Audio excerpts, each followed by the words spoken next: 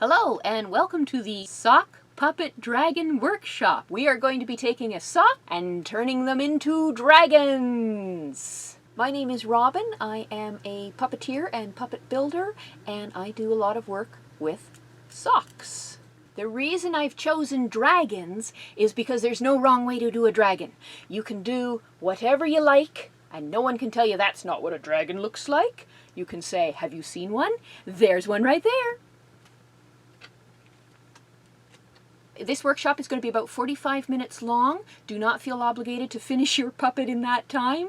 A puppet will take as long as it takes, and some will be very fast to make, and some will take more time because you're going to want to do fancier, more detail, get really in there, and it's all good. Right, so hopefully you've already seen my PDF and you've got some tools and materials that you want to play with, and we're going to do this together. We are going to make sock dragons, so you will need a sock and some ideas, some imagination, some creativity. I am going to show a variety of materials that you can use, and I'm going to show a variety of tools that you can use. You don't have to use the materials that I am showing. You don't have to use the tools that I am using. These are recommendations. I'm going to be doing a mix of sewing and gluing. I'm going to be using an embroidery needle for the sewing, and I'm actually going to use yarn as my thread, because then you will be able to see what I am doing as I am doing it. This is an important point right there. It is sharp. Make sure that you have a pin cushion, or sometimes I will use a cork to put my needle in. This way I do not lose my needle when I am not using it. Here are some of the materials you could use: beads, pom-poms, pipe cleaners, sparkly beads, wooden beads, buttons, yarn, felt, fabric, fun foam, paper, filing folders. These are great. Many different things that you can do with all the materials, and I will show a variety of examples of puppets I have made and examples on the puppet I'm about to make. Here are some of the tools that I have: scissors, pen or marker, needle nose pliers, very good for little detail things. And I'm going to use my hot glue gun. Glue gun safety. Small people, make sure you have a big person helping you with anything that is pointy or hot. Always be safe. Do not stab yourself, do not burn yourself. Right, here is the sock that I am going to be using for my sock puppet. Oh, look, it's already a puppet! Hello! Aww. Sock puppets are one of the easiest puppets to make. You put your thumb in the heel and your fingers in the toes. There are two different ways of making your sock puppet's mouth. So I'm going to show both ways. I will show the first way and talk about it. I will do the second way and talk about it. And that way you get an idea of both. The first way is simpler. If you want to do that, dive right in. This is the mouth of your sock puppet. This works better for smaller socks that fit tighter on your hand. You might want to put a mouth plate in that mouth. There's a couple different ways to do it. A nice big piece of fabric, lay it down on your surface, take your marker and trace around the edge, trying not to get it on your sock. Cut that shape out, and then you can sew it or glue it into the mouth of your creature.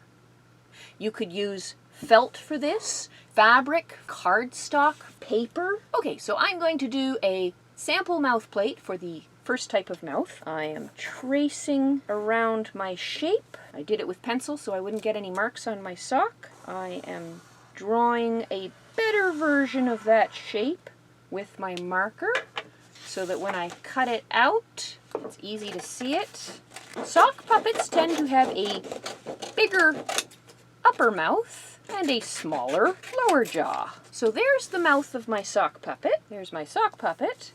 And I want to hold that to it to see where to bend it. Oh, and I can see, because I traced around the sock, the mouth is going to be too big, which means I need to make this a little bit smaller. Better to start too big and make it smaller as you go. My sock, there's my mouth. And you can see there's a fold at the back of it. If you use a stiffer material like construction paper or cardboard, then you may want to put a crease there for where you're going to open and close that mouth. Oh, I can see I'm going to have to make the chin a little bit smaller too. There. Oh, I'm quite happy with that. So there's the mouth. And this is a paper mouth, but as I said, I could have done this out of felt, out of fabric, out of other materials. If I used fabric, I could sew that in, which would be quite nice, and it would be a very nice malleable mouth. It would have a lot of flexibility to it for expressiveness. Fabric is quite fun for that.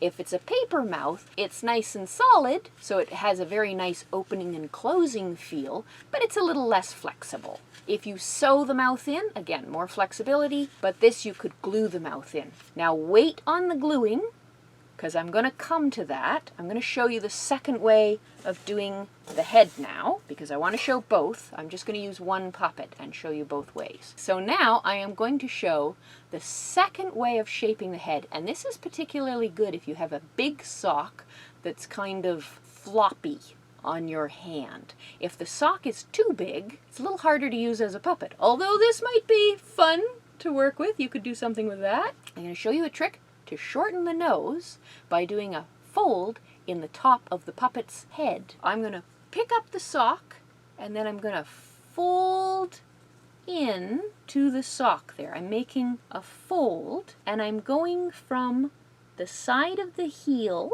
and you can actually see there's a little bit of stitching where the heel is, and I'm going to go over the top of his head, which is where my knuckles are, to the other side. I'm just going to straighten up that heel. There we go. Make sure my thumb is in the middle, putting that fold in, and it's shortening this part of the sock. It's making this part of the sock go into that fold, and then I'm going to sew this down.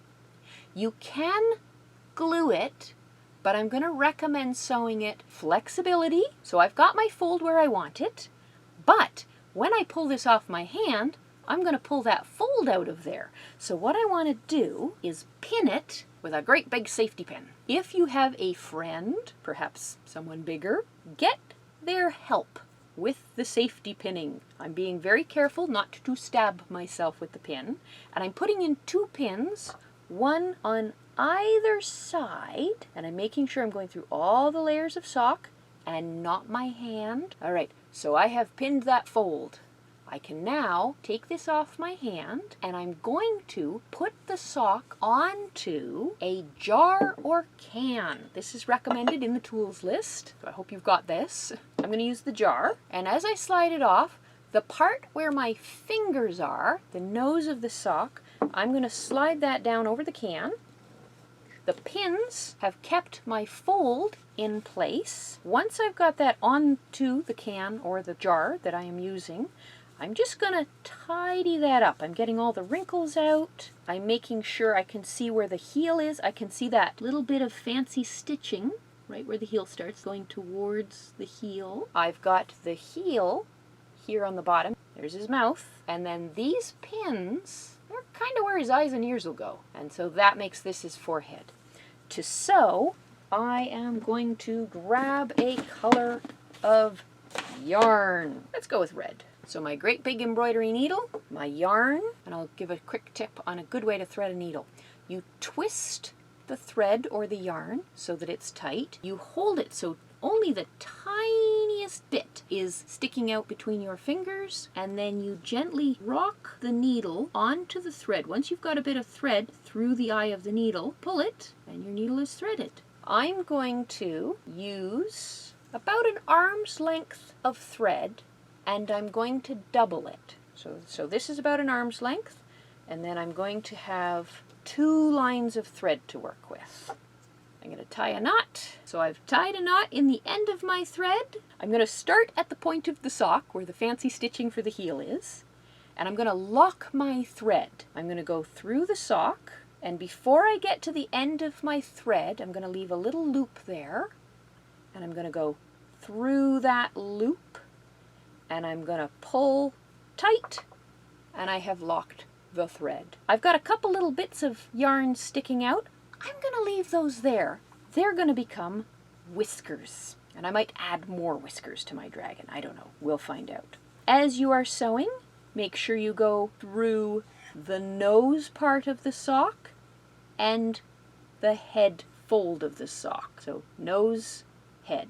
And I'm just going to do a whip stitch, but you could do a ladder stitch, also known as a Henson stitch. But I'm doing a whip stitch because then I have the fun of still seeing the thread. This is why I am sewing on a jar, because I won't stab myself. So I've gone from one side, that's where the jaw hinge is, all the way over to the other side, where the other side of the jaw hinge is.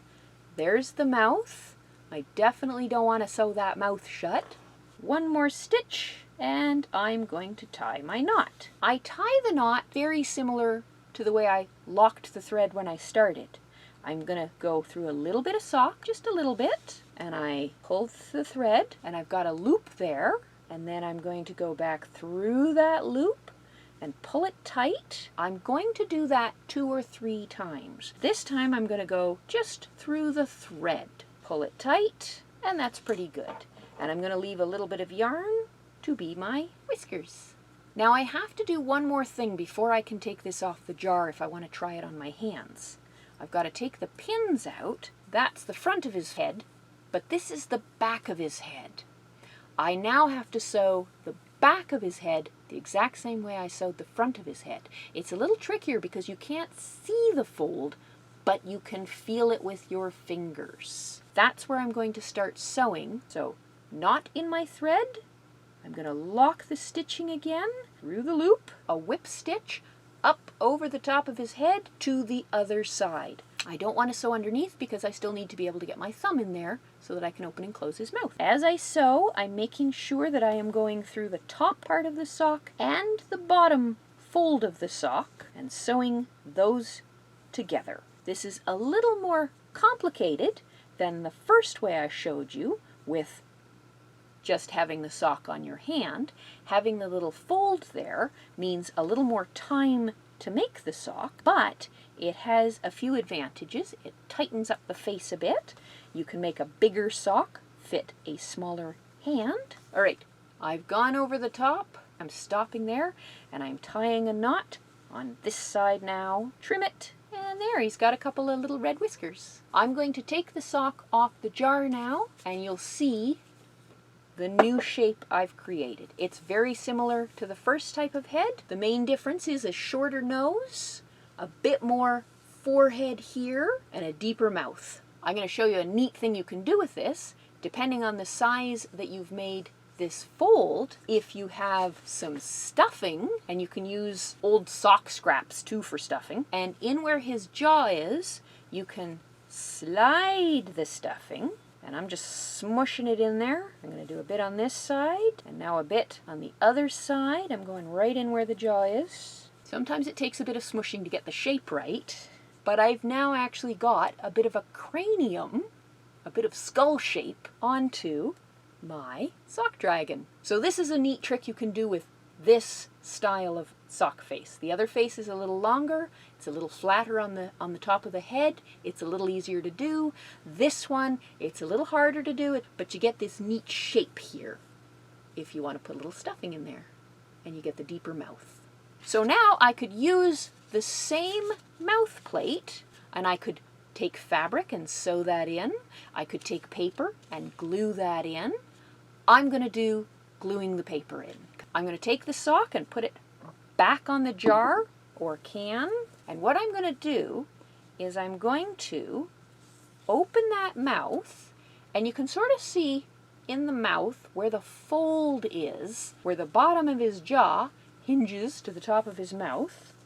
I'm going to open the sock up, and I'm going to use my marker, and I'm just going to put a little line there, just so I know where.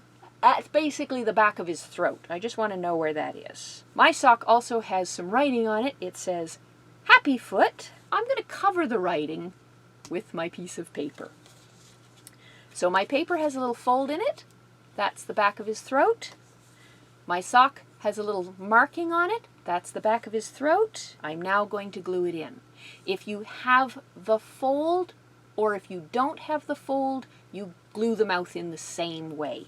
You put the mouth in the jar, and then if you're sewing, you would put the mouth down, maybe pin it, and then sew around it with your needle and thread while it's on the jar. If you're gluing it, you set it down and you glue it while it's on the jar. Don't cover the whole thing in glue and try to glue it all at once. Whether you're using paper or fabric, it's a flexible enough material. What I'm going to do is put a little glue, get the placement correct. The glue is hot, but because I've only done a little glue in the middle, it's not squishing out the edges. That's something you don't want to have happen. So now I can bend my paper and I can add a bit more glue. I shall interrupt to give a hot glue tip. When you need to add a new glue stick to your glue gun, put a little tiny dab of glue on the end of the stick. When you insert it in the gun, you'll be gluing the new stick to the end of the old stick and it won't fall out. As you glue the mouth in, just do a bit at a time. Press things very carefully. You don't want to burn yourself. Try to get to the edges as well as you're able. It doesn't have to be perfect. I'm just doing a section at a time. If you get a little glue onto the edge of the sock, just say it's drool. Hot glue safety. Don't burn yourself. So I've glued the top of the mouth plate now. Now I'm going to glue the bottom, and I'm going to move the sock a little further along the jaw. And I'm going to flatten out that jaw. If I've made a very deep fold here, I might want to leave some sock wrinkles here. Just glue the tip of the mouth plate to the tip of the heel of the sock. You don't need to glue all of this sock that's in the back of his throat, because if you've done a big fold, there's going to be a lot of sock in there. Don't worry about that. Just make sure that the tip of the mouth plate lines up with the tip of his chin. If you are sewing this, use a pin and pin the fabric where you want it. Pin it so that it'll be right at the tip of the chin, and then don't worry too much about this space here and this space here, because that will be inside his mouth. So I'm laying down his chin. I'm just going to hold it on either side with my hand. I'm going to put some glue. It's almost done. There's the tip of his mouth, and I've just got to glue a little more sock to it. I'm going to pull them off the jar now and see how I did. I'll put my hand in, my thumb goes into the heel, my fingers go into the top of his mouth, and there he is. He's got a bit of an overbite, but that's because most sock puppets have small chins. So there is the mouth. Rawr. I can put, if I want, a little stuffing in his nose, and that's going to give him even more shape. If you don't have stuffing, you could use remnants of an old sock. Oh, he's got a very bumpy nose now. And that's just stuffing loose in the toe of the sock to form a little more shape to his nose. So you can decide how much or how little stuffing you want in his cranium and in his nose. That's up to you. Other examples of mouth plates. This one is one that I have not put the fold into the head, and this mouth was just made by gluing in a piece of felt. This one has the fold in the head, but I haven't put any stuffing in it, and the mouth is a piece of fabric that's glued in it again. This one has the fold, there's a little bit of stuffing in there, and the mouth plate is a bit of mat board. This one is less flexible than this one, but I think they're both excellent ways of doing a mouth for your dragon. This one has nothing for a mouth plate. It is just the sock. There's a tongue there, but that's just the sock without any mouth plate. You don't even have to put a mouth plate in it. And this is the most flexible one of all. Here's another mouth example with lots of stuffing in the nose. There's only a tongue, or maybe this is fire, sewn into the back of the throat there, and a very flexible mouth. Here's an example of a sewn mouth. This one's a cat. and you can see the stitching holding the mouth in place. Once you have the mouth plate, you can add things like teeth, tongue, fire. I'm going to come back to that and add those a little later. So we've got the very important mouth. Now I think we need some eyes. Eyes are a very important part of your puppet because that gives everyone something to look at, and that gives the puppet something to look at everyone with. There's lots of different ways of doing eyes. You could sew some beads on there. You could put Google eyes, buttons, bead eyes. These are just beads that have been sewn on, and I've actually used marker to color the pupils. Those were big wooden beads. Here's another example of bead eyes. These eyes were sewn on, and that's fabric tape to make the pupils of the eyes. This puppet has beads sewn onto a felt bottom, and then I've used the yarn that I sewed it with to make eyelashes. This puppet has the fold, and the fold has actually made eyebrows over pom-poms, which I glued in, and then that's a bit of black duct tape to make the pupil of the eye. And I added a faux fur eyebrow. This one has fun foam eyes. This is quite nice. It's several layers of the fun foam, and I've colored with marker, and that's actually a little tiny bit of a sequin to give the little twinkle in the eye. I'm going to use 2 star sparkly beads for the eyes. So this dragon is going to get sparkly bead eyes, which I am going to sew on with black thread. Threading my needle again, making sure it's not longer than my arm. If it's too long, it turns into a big tangle.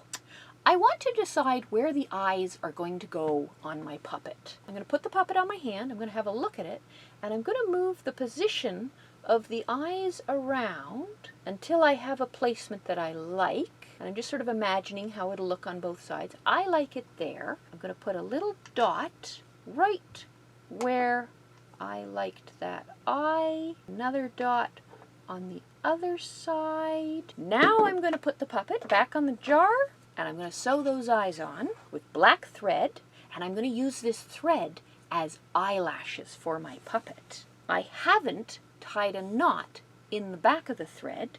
I'm going to go through the sock, right where I want the eye, and I'm going from the back of his head towards his nose, like that, and I'm going to leave a bit of the yarn, or thread, sticking out. I'm going to sew the star, I'm going to go through the sock again, exactly where I went through the sock just now, pulling that tight. I'll show you how that looks. So the sock is now sewn. There's the end of my thread. I've gone through the bead, through the sock. Now I'm going to come back through the bead again, like that. I'm going to tie the ends of the yarn together into a knot, and then I'm going to trim them the length that I want them. If you don't want eyelashes, you can use the sewing needle to tuck the yarn back inside the sock and hide the ends of the thread. There is my puppet's eyelashes. Find the other dot, sew the other eye on, through the bead, back through the sock again, back through the bead again, tie a knot. You can sew through the bead as many times as you want. I recommend at least twice. The more you sew something, the stronger it is. There is my puppet, the eyelashes. So now, I've got the mouth, I've got the eyes, I could be finished. I'm going to decorate my puppet. This one also has eyelashes. She's got lots of whiskers. I've actually added little bits of yarn, pipe cleaners, ears. I've used marker to color lots of swirls. She's a very pretty puppet. This one, instead of wings, I've given big fancy ears. I made these out of fun foam and colored them with markers. And I used faux fur, and I cut a strip, and then I cut little pieces out of it down his back. I've also done some embroidery with yarn down his belly so that he's got quite a nice throat. And he's got a little goatee on his chin. This one I've also used faux fur, but you can see I've given eyebrows and a little goatee again. fun foam wings, which I've put little folds in using glue. And then I used the scraps from the wings to make little horns that I've decorated his nose and face with. This one, I've used fabric patches. There's sort of a floral design on there. Little pink cheeks using felt. Ears. I used stickers to make the eyelashes. These beads down her back are sewn all with one piece of yarn, and doesn't that look nice? For this one, I used parts from another sock. The ears, they're sewn on pretty much the same way I sewed the eyes on, and they just dangle down like that. And then the back is a long strip of sock, and he's even got a bit of a tail. I'm going to do the nose on my dragon now. I could do pom-poms for the nostrils, but I'm going to cut 2 shapes out of the fun foam, and I'm going to glue that on. I'm going to cut 2 teardrop shapes out of fun foam that is black, and then I'm going to cut 2 smaller, similar shapes out of orange, and I'm going to glue the orange into the middle of the black, and then she's going to have fancier nostrils. Put those 2 parts together. Not too much glue or it'll all squish out the edges. I've got a little bit at the edges. That's okay. Maybe it's not. If I get a little extra glue at the edge, I can use my scissors, trim the glue off once it's dry. So there's the nostrils. I'm going to decide the nostrils placement. I'm going to put her back on my hand again. See how she's looking, like this. And I think I want those nostrils to be right at the end there. So to do that, I'm going to have to make another little dot, because I'm not going to glue it while I'm wearing it. And I'm going to do a little line so that I know the direction that the nostril has to go in. Now she goes back on the jar again. And see, it looks totally different on the jar than it looked on my hand, which is why I want to do the markings before I put it on the jar. I like to put the glue on the surface of the thing that I am going to glue.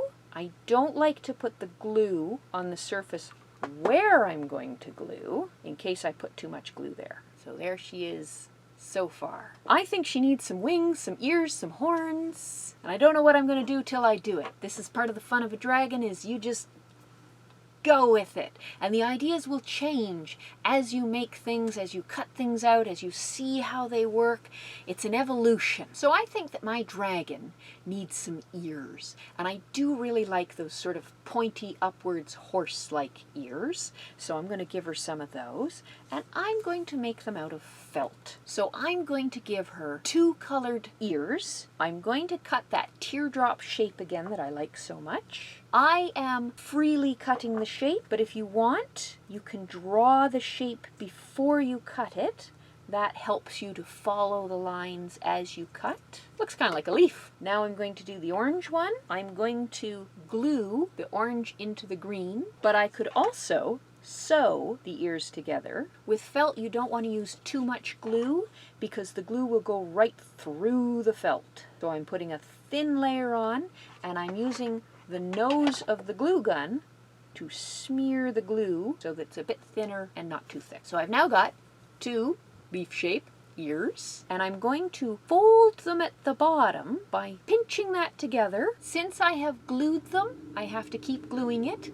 If I had sewn the 2 colors together, then I could sew it to the head. But since I've started with glue, putting some glue in there, you can see there's a little bit of glue squishing out the edge. I am going to wait until that's cool, and then I'm going to trim it. And I'm just going to trim it around, and then that makes a nice round bottom, pointy top to the ears. So now I have to decide, do I want them to stick up close together like bunny ears? Oh, I kind of like that. Yeah. I'm going to get my pen. I'm going to see where I want the ear, and I'm going to put a little dot back onto the jar.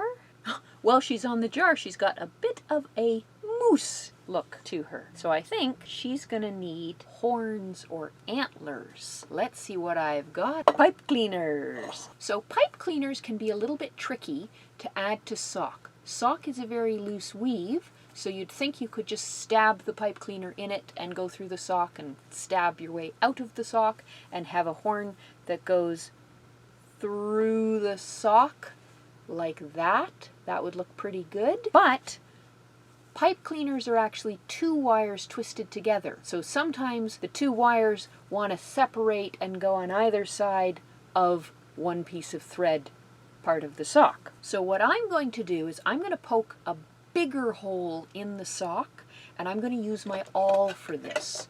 This is my awl. An awl is a cool tool specifically for stabbing holes. This is a cork to protect the pointy tip. I'm going to use my awl to stab a bigger hole into the sock. And I'm going to go through the sock and I'm going to come out on the other side. This doesn't guarantee that it's going to be easy to go through with the pipe cleaner. I'm going to twist my two pipe cleaners together to make them a bit stronger. If you use dramatically different colors when you twist them, it'll look really good. I'm going to use my needle nose pliers to bend the very tip of the pipe cleaner down and sort of squish it so that the pointies aren't sticking out anymore. They're now bent and it's not as pointy as it was before. This should also help it to go through my sock. It won't catch on things quite as easily.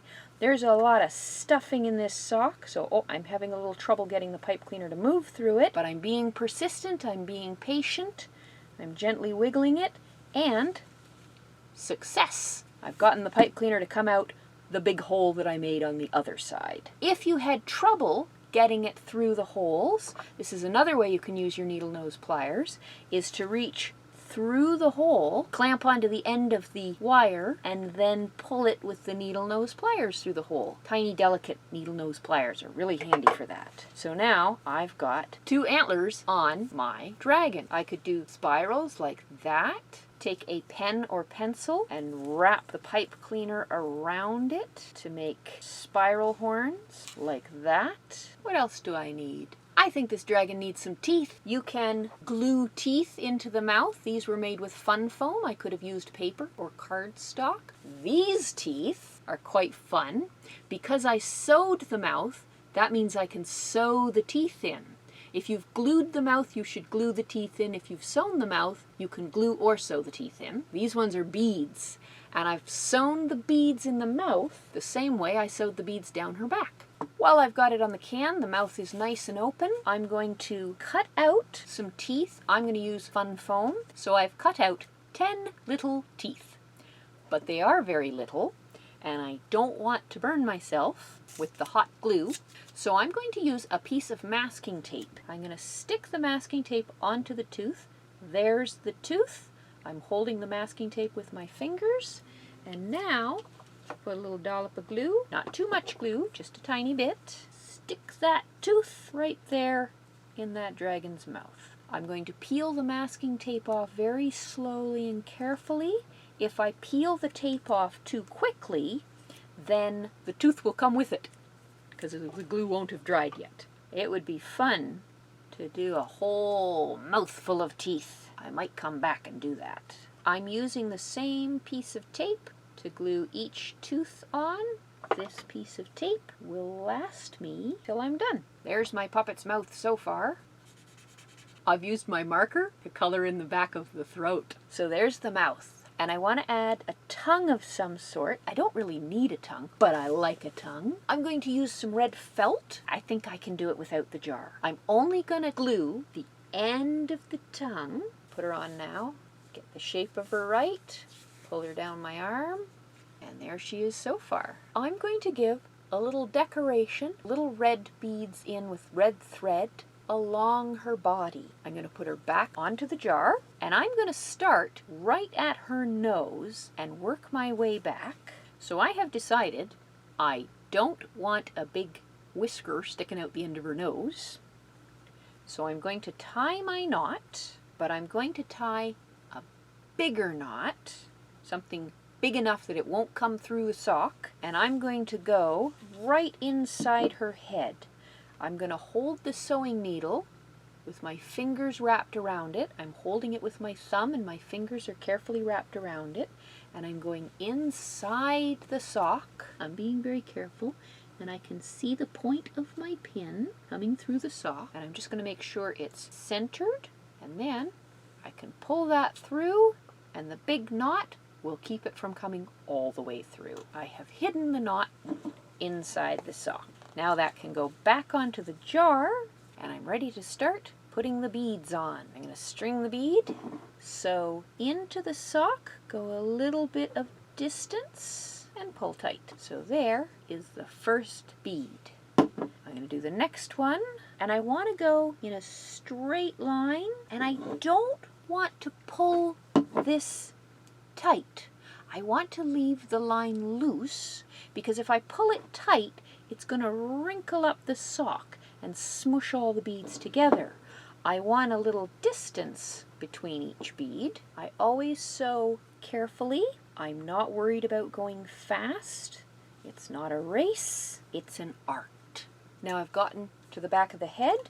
I'm going to move the head along the jar, and now I can sew the neck. I could go all the way down to the bottom of the sock, and that would be the back of my dragon, but I want to give this dragon wings, so I'm going to stop before I get to the end. So that's my last bead. So to tie this knot, I don't want to pull my yarn tight. I want to make sure that that's loose.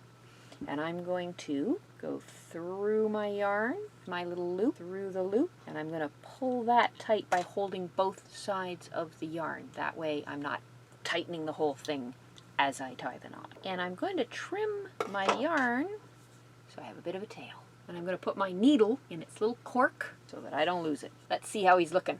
Oh, I like that. So there's my orange and green and red and gray dragon. I could make two separate wings and glue them on either side of the dragon's body, but I like doing it all as one piece because it's just a little simpler. I have different colors of filing folders. This is what I'm going to make my wings out of. There is the fold of my paper, and I'm going to draw my wings and cut them out with the fold as the part that I'm going to glue to the back.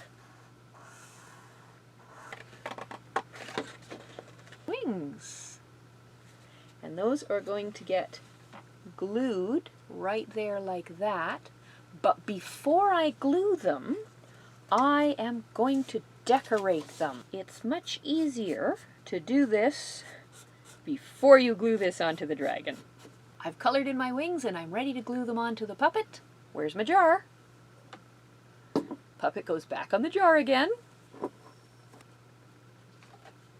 Glue. And I'm laying it down on the spine of my puppet. Filing folder wings. This dragon has ear wings. And I've glued them on either side of his face. That's two separate pieces and they're made of fun foam. While I have the puppet on the jar, I'm going to add some little circles with my marker to look like scales. To color on the sock, you want to just color in little dabs. You can't do a big solid line because the sock will move around. Socks are stretchy.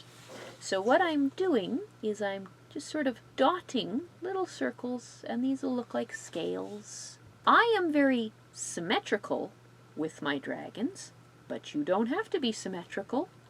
You definitely want to do this part on the jar. If I was wearing the dragon while I was doing this, the ink would be going through to my arm. So now she's got some spots on her. Let's see how she's looking. So there's my dragon with her wings, her horns, her tongue, her teeth. I think the last thing I'm going to do, I'm going to give her a belly.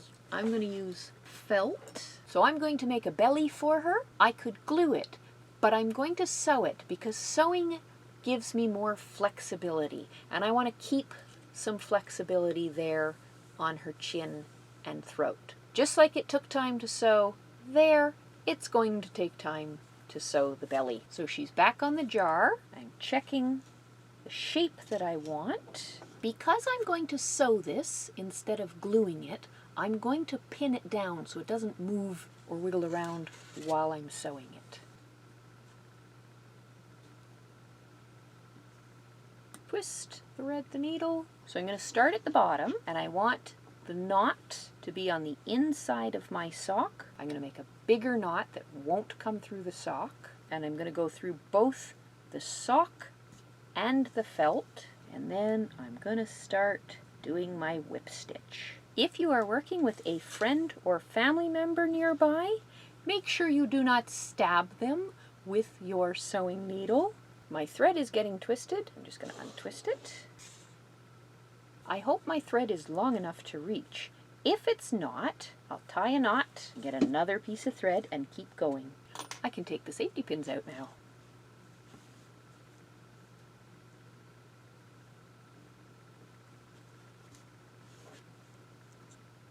I'm going through the sock. I'm going to take the jar out. I'm on the inside of the sock there, and I'm going to tie my knot on the inside. Trim. Oh, very nice. The sewing makes it nice and flexible. I've decided to draw some lines on the belly. So I have added coloring and shading. I think my dragon's done. She's got some little whiskers, she's got ears, she's got horns, she's got wings, she's got a belly, she's got a tongue, she's got teeth, she's got an excellent mouth. So there's my dragon. To make her fly, I can hold the edge of the sock with my other hand and wiggle it as she flies past. Oh, there's another good way to fly. To make her talk, I just drop my thumb, and that makes her talk quite nicely. It keeps the eyes pretty still. She can keep looking at what she's talking to as she's talking. To make her roar, I'm going to raise up my fingers and roar. So to talk, I'm using my thumb, and to roar, I'm using my whole hand. And a little dragon etiquette. I don't want these dragons running around biting everybody. This is very important. This is consent. If your dragon wants to chomp on somebody, they need to ask permission and get permission first, especially little fingers.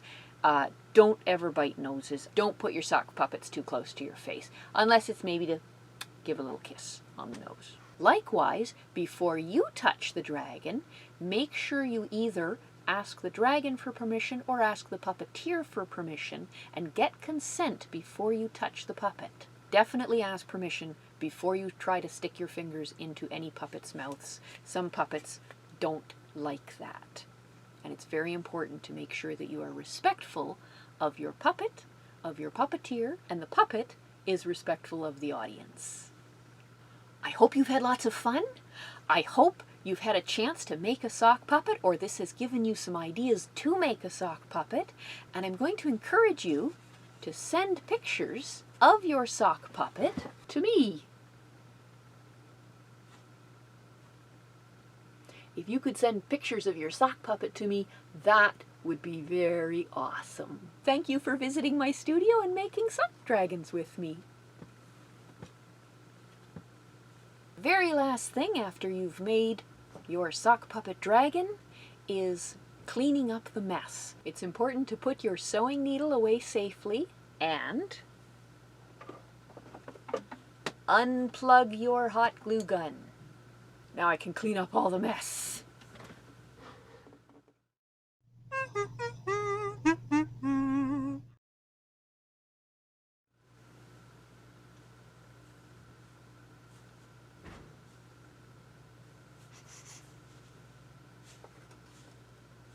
Wow.